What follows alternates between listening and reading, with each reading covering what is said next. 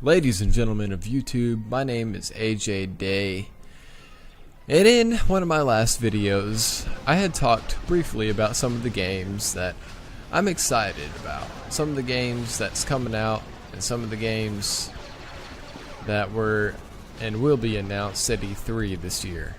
One of those is Star Wars Battlefront. Now, it should be Battlefront 3, but they're calling it Battlefront. Whatever. Hopefully it's going to be a good game. So in lieu of me talking about how much I'm really hyped about this game coming out, I wanted to do a brief history of Star Wars Battlefront. So where else to start except Star Wars Battlefront 1, of course. So this is what you're seeing right now. A couple things right off the bat I feel like I should mention. At least for the PC, this game did not have widescreen support graphics. Little bit irritating, but it's not awful. It still looks pretty good. The graphics themselves are pretty good. Considering this came out in 2004, they're pretty good.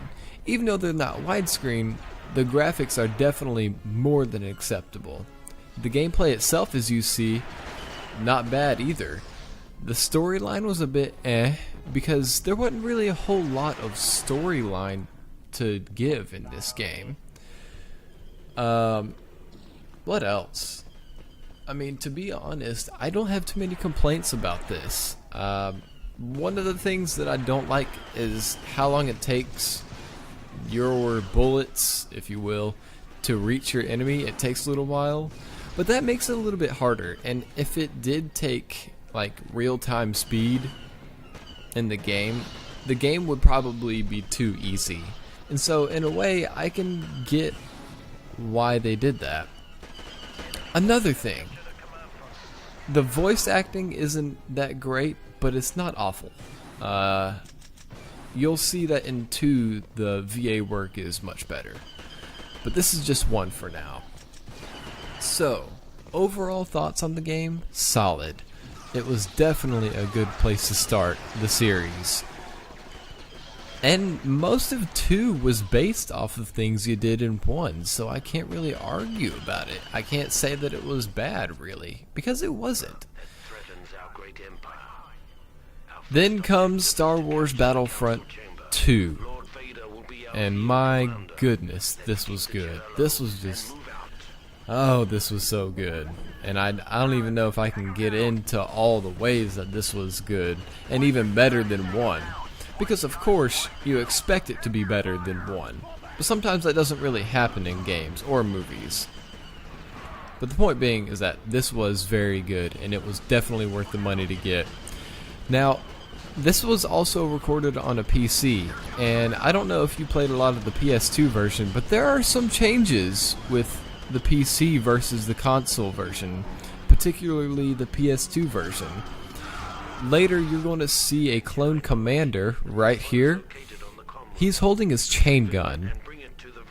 So already you could tell 2 major differences. The commander in the PS2 version had a purple outfit that looked pretty awesome, and the chain gun was like a minigun that you use on a helicopter.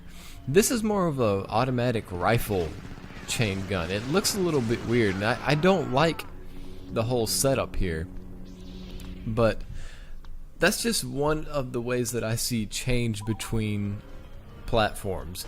The PC version is definitely different than the console version. We see that a lot more these days than we did in the earlier days, such as Battlefront 1. Now, this game was made in 2005, only 1 year after Battlefront 1 came out. So they started on it right when Battlefront 1 released. And I gotta say, they did a lot of good things to this game. First off, you have objective-based battles, which in Battlefront 1, it was just kill everyone, basically. And even though they had the capture points the same as 2, it still wasn't the same. As you can see now, you could also play as Jedi and special characters, not only in instant action, but also in the campaign. And that was cool, because that's all something that we wanted to do. It really is. I can remember playing Battlefront 1 and thinking, man, I wish I could play as a Jedi on this and fight. We finally got that wish to come true. Another thing is designated flying/space missions in Battlefront 2. No longer were the levels where you could awkwardly fly a TIE fighter through a non-space map and probably die from crashing. No, you had space battles, and a lot of them. They put a lot of time into this game that I think we all appreciated. Other than just a way better campaign in general, because it had awesome voice acting and an actual storyline, it also had the improved graphics and resolutions that Battlefront 1 just did not have. And we all appreciated that because, as you can tell, this is widescreen. Now, up next, I'm going to show what the teaser trailer for Battlefront 3 looks like. So here we go.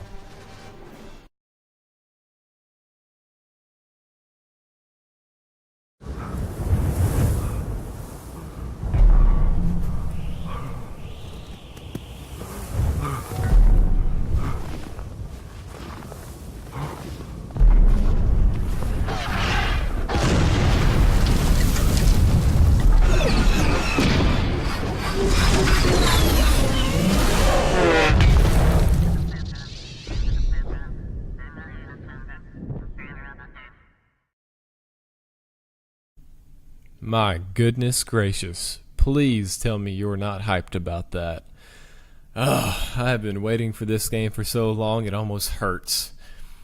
So let's talk briefly about what 3 might or might not have. Of course, we're going to want it to improve on all the things 1 and 2 have already done. Maybe make a few changes, but not too many. So what's that going to look like? Well, we're hoping for better graphics, and from that little teaser trailer, I'm pretty sure we're going to get a lot better graphics than what we got on 1 and 2, certainly 1.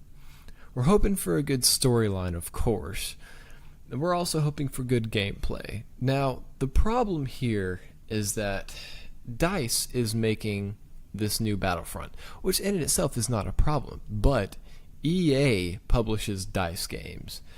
And we've known in the recent past how bad EA has been at some of their games, and I'm really hoping that they kind of just, that EA just leaves this one alone, man, because I'll tell you what Battlefront does not need. It does not need microtransactions, it does not need day one DLC, and it of course does not need always on parameters. We don't need these things in our games, and in fact, no game really does. I'm all for going for the future and preparing for such things and trying to try new things, but let's stick with what works on this one, EA. Let's try to make a good game and not suck every dime you can out of the people who buy it. I'm going to be honest with you folks, as much as I'm hyped about this game and as much as I want to play it, if it has any of these things, if it has microtransactions, day one DLC, and always on, I'm not going to buy it. Because even though I want to play it so bad, I'm going to hold back. I'm going to do what's good for the community, the gaming community. Because we need to band together and make sure to tell EA with our wallets, which is the only thing they listen to, by the way, that this isn't acceptable, and you can't ruin a Star Wars game or any game that we like with their bullcrap, to be honest. You can't do that. And even though they're trying, we have to let them know that this isn't going to be okay, and it's not going to slide with us. Still, man, I want to play this game. I think it's going to be good. DICE is, I have a feeling they're going to make a good game here, so I want to play it. In the end, my name is AJ Day. I hope this was informative. I hope you learned something. Hope you like watching and listening to it. Till next time, I'll see you guys later. Peace.